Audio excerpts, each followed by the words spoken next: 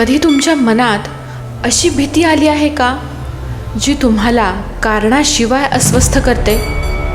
अस्पष्ट चिंता, नकारात्मक ऊर्जा आणि सतत काहीतरी वाईट होईल अशी भावना. अशा वेळी आपण शोधत असतो एक अशी शक्ती जी आपल्याला धैर्य देईल, संरक्षण देईल आणि कदाचित तो मार्ग आपल्याला घेऊन जातो भगवान नागेश्वर ज्योतिर्लिंगाकडे. नमस्कार सर्वांना, स्वागत आहे तुमचं माझ्या 12 ज्योतिर्लिंग सिरीजमध्ये. आज आपण पाहणार आहोत नागेश्वर ज्योतिर्लिंगाची संपूर्ण माहिती. पण एक प्रश्न आजही अनुत्तरित आहे, तो म्हणजे खरे नागेश्वर ज्योतिर्लिंग नक्की कुठं आहे? गुजरातमध्ये की महाराष्ट्रात? ह्याबद्दलची संपूर्ण माहिती आज आपण व्हिडिओमध्ये जाणून घेणार आहोत.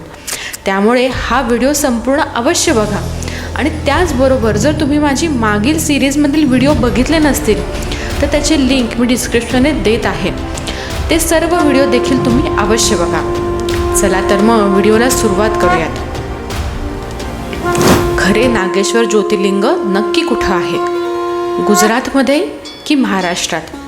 आज आपण या गूढाचा शोध घेणार आहोत. गुजरातमधील नागेश्वर आणि महाराष्ट्रातील औंढा नागनाथ मंदिर. भारताच्या पवित्र भूमीत भगवान शिवाचे 12 ज्योतिर्लिंग विशेष मानले जाते. त्यापैकी एक म्हणजेच नागेश्वर. गुजरातमध्ये द्वारका शहराजवळ वसलेले, तर दुसरीकडे महाराष्ट्रातील हिंगोली जिल्ह्यातील औंढा नागनाथ, ज्याला अनेक भक्त खरं ज्योतिर्लिंग मानतात. दोन्ही ठिकाणे 2 कथा, पण श्रद्धा मात्र एकच. या गोंधळामागं एकच कारण आहे, दारुकवन. एक पौराणिक स्थान जिथे भगवान शिव स्वतः प्रकट झाले. काहींच्या मते हे गुजरातमध्ये, तर काहींच्या मते महाराष्ट्रात. म्हणूनच दोन्ही ठिकाणी नागनाथ ज्योतिर्लिंगाची मान्यता आहे. प्राचीन काळी या संपूर्ण प्रदेशाला दारुकवन म्हणून ओळखलं जायचं. हे वन साधं नव्हतं, ते गूढ, शक्तिशाली आणि भयावह होतं. कारण तिथे राहत होता एक राक्षस दारुक. त्याला देवी पार्वतीकडून एक अद्भुत वरदान मिळालं होतं. तो संपूर्ण वन जिथे हवं तिथं घेऊन जाऊ शकत होता. या शक्तीचा गैरवापर करत त्याने अनेकांना कैद करून ठेवलं. त्या कैद्यांमध्ये एक होता एक साधा पण महान शिवभक्त, सुप्रिय. कैदेत असूनही त्याने आपली श्रद्धा सोडली नाही. तो सतत जप करत राहिला, ओम नमः शिवाय. त्याच्या भक्तीने स्वतः भगवान शिव प्रकट झाले. एका दिव्य प्रकाशात भगवान शिव तेथे प्रकट झाले आणि त्यांनी दारुक राक्षसाचा अंत केला. भक्तांच्या विनंतीवरून भगवान शिव त्या ठिकाणी स्थिर झाले, नागेश किंवा नागनाथ ज्योतिर्लिंगाच्या रूपात. पण प्रश्न आजही तसाच आहे, हे दारुक वन नेमकं कुठं आहे? आता आपण वळूयात महाराष्ट्राकडे. औंढा नागनाथ मंदिर. पौराणिक मान्यतेनुसार महाभारतातील पांडवांनी त्याच्या वनवासात या मंदिराची उभारणी केली, विशेषतः धर्मराज युधिष्ठिर यांनी. इतिहास सांगतो हे मंदिर 13व्या शतकात यादव राजवटीत बांधलं गेलं, हेमाडपंथी शैलीमध्ये, जिथे दगड दगडात बसतो, चुना न वापरता. पण काळाच्या ओघात आक्रमणकारांनी या मंदिराला हानी पोचवली.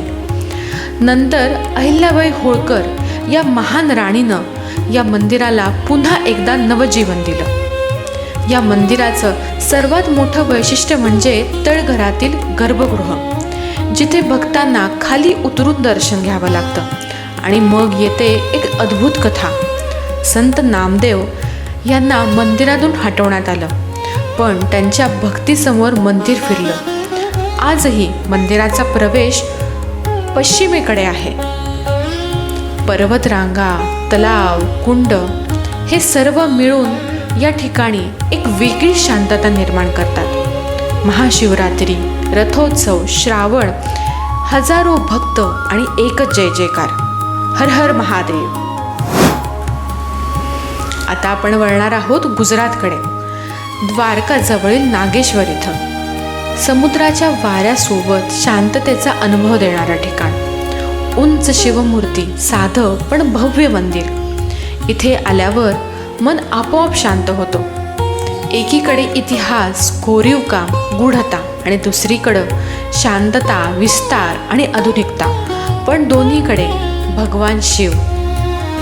भक्तांनो, स्थान वेगळं असू शकतं, कथा वेगळी असू शकते, पण श्रद्धा ती मात्र एकच असते.